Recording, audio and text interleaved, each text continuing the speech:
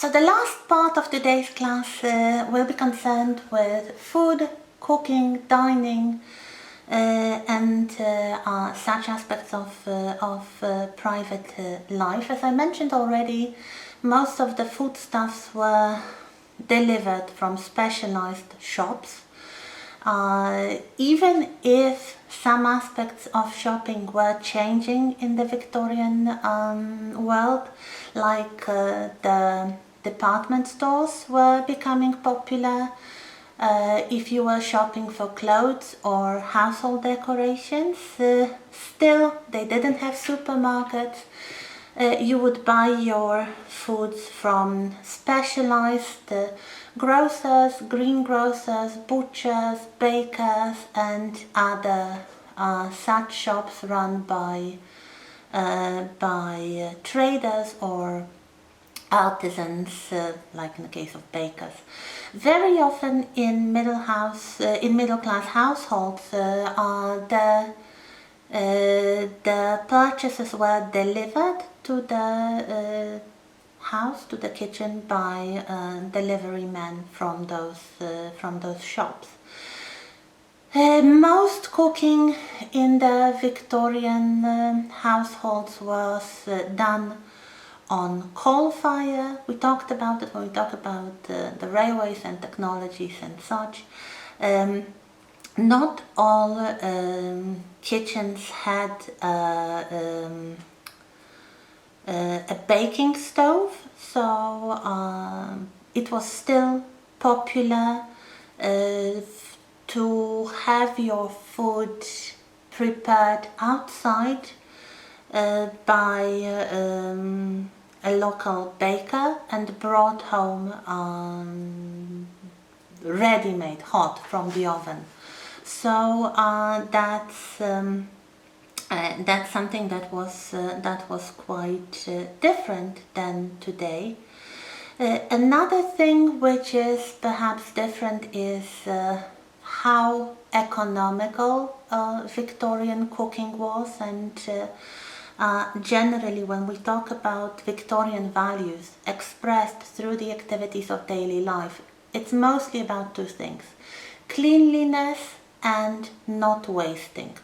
So cleanliness would be very visible, for example, in the attitudes to clothes, and especially the great prevalence of white collars and white cuffs, both for men and women, to indicate the cleanliness. Clean neck, clean hands, and general cleanliness. It wasn't very easy to obtain with all the smoke and dust from the coal fires. So of course it was a mark of status that the house, including the kitchen, was also kept clean and neat and tidy. As far as the other Victorian rule of not wasting, this was really taken very far, and in some, I would say quite many Victorian households, or at least according to Sally Mitchell, there was no waste bin. Nothing was wasted. Everything was reused or delivered to I would say specialized rubbish collectors. There were people who collected rags, so used fabrics. There were people who collected bones. There were people who collected just, I don't know, metal, like, I don't know, broken pieces of metal. This was the culture of recycling. Not really because they were so interested in the environment, but because they were really economical with the money. Even the wealthy, even those who were well off, did not waste anything that could be prevented from wasting. They would either reuse it, or they would give it to someone, sell it for a few pence to someone. So the whole culture was really directed towards recycling. If you watched any of those documentaries about the life of the poor in the Victorian period, you have noticed, hopefully, all those scavenger jobs. So basically, recyclers, people who supported themselves by recycling other people's waste. This is visible in Victorian attitudes towards food. They never, if they could prevent it, they never wasted food.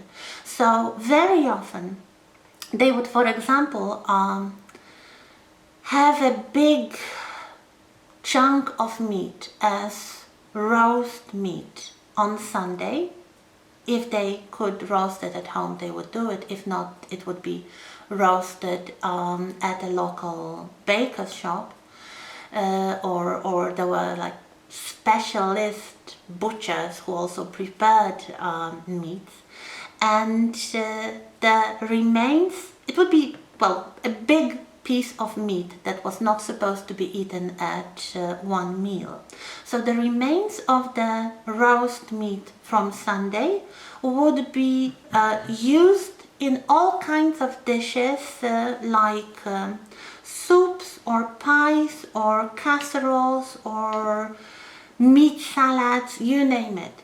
They could be quite inventive with reusing the foods, and even the bones would be put in the pot with some vegetables and boiled into a broth, so they wouldn't be reused. And even those boiled up bones would be sold to the recycler, who was kind of bonesman, who would collect the bones to be used for glue. They were remade by specialist producers of wallpaper glue, for example. So everything that could be reused was reused, and nothing was allowed to be wasted.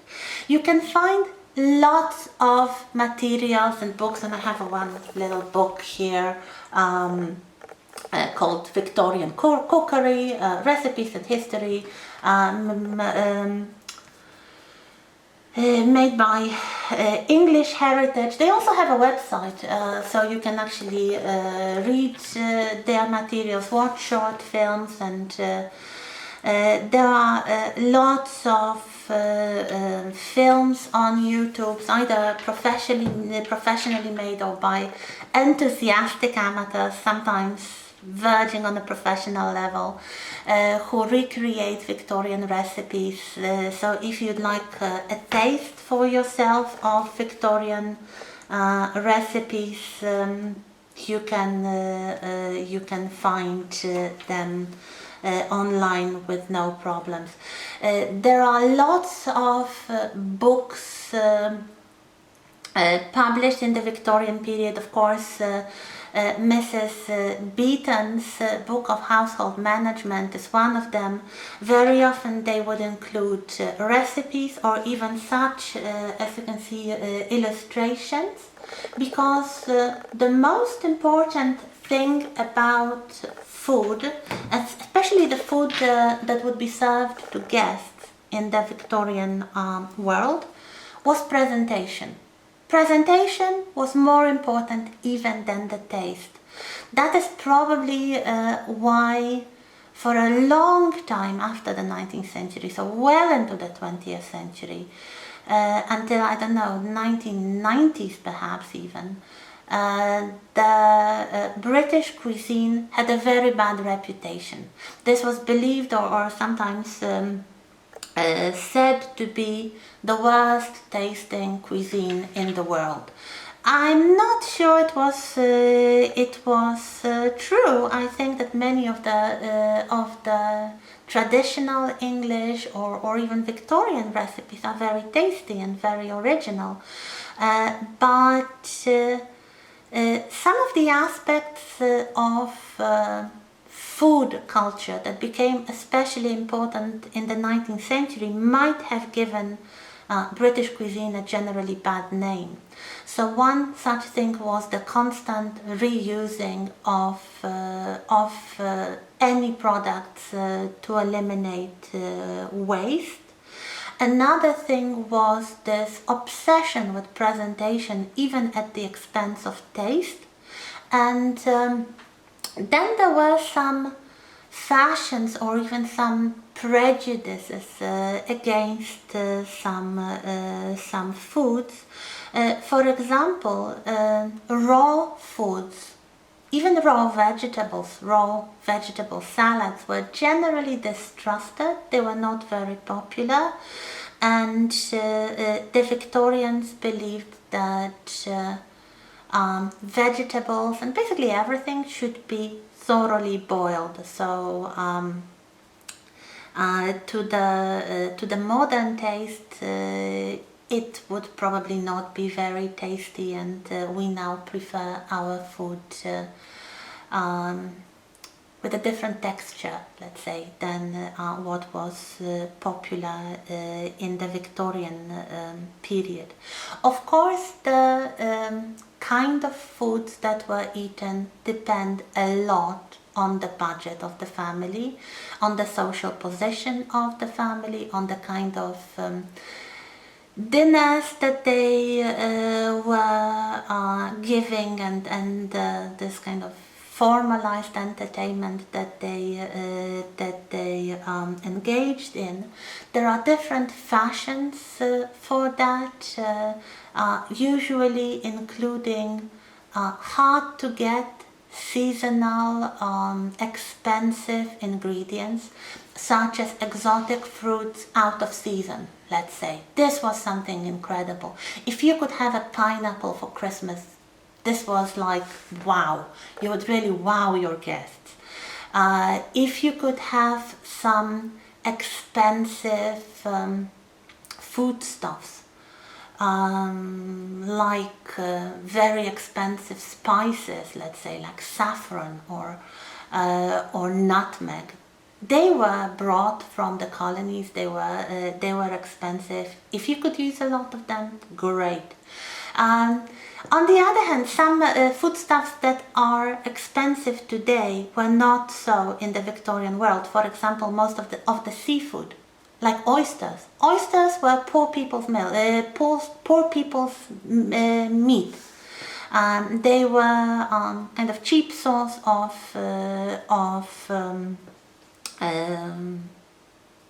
protein that wasn't very expensive, and they were added to soups and pies and everything, mostly for poor people. It's only now, because they kind of overfished them in the 19th century, so the population of oysters and some other mussels or clams really diminished later on, so their prices started raising, and this is really the reason. In the Victorian world, good cuts of meat were expensive. If you were poor, you would eat seafood, or you would eat organ meat. Or some other cheap cuts of meat, like, I don't know, pigs, trotters, or basically the kind of meat products that are no longer fashionable, like the meat from a head of a sheep or a calf. So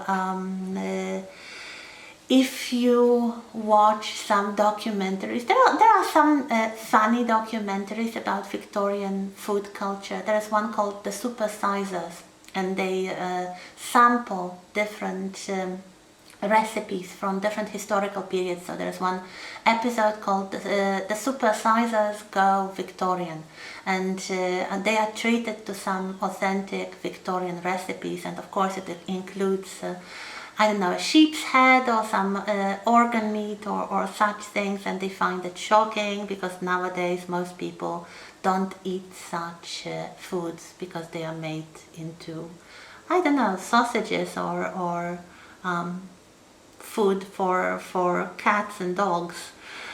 So we don't see such products in the shops. That's probably one of the reasons why Victorian cookery has a bad name. There are some strange prejudices, like for much of the 19th century there was a mistrust against tomatoes. There were some people who believed that they are harmful, that they are poisonous, especially if eaten raw. So it's like staple food today. Everybody eats tomatoes. There are few people who don't like them, don't eat them. In the Victorian period they were rare, and not because they were difficult to get or very expensive, but because many people believed wrongly that they are not healthy. So the staple diet of, let's say, poor people was bread, potatoes, and tea. This is what they would eat. If they could have a little bit of meat or bacon, or some fat from roasting, as extra, they would probably be very happy. Some things changed during the 19th century. One such thing is the beginning of branded foods. So pre-packaged foods, usually the kind of foods that would be bought in bulk, like tea or flour or such things. And there were multiple cases, sometimes quite heavily publicized cases of food adulteration. So dishonest traders trying to add something to the food products to make more and to earn more money on selling them. So the reaction of the producers was to pre-package some foods like teas, let's say, or some spices, and put a brand name on them. So some of the foods, like, I don't know, Lipton tea, for example, they come from the 19th century, and this is something that starts appearing in the 19th century. So that's another thing.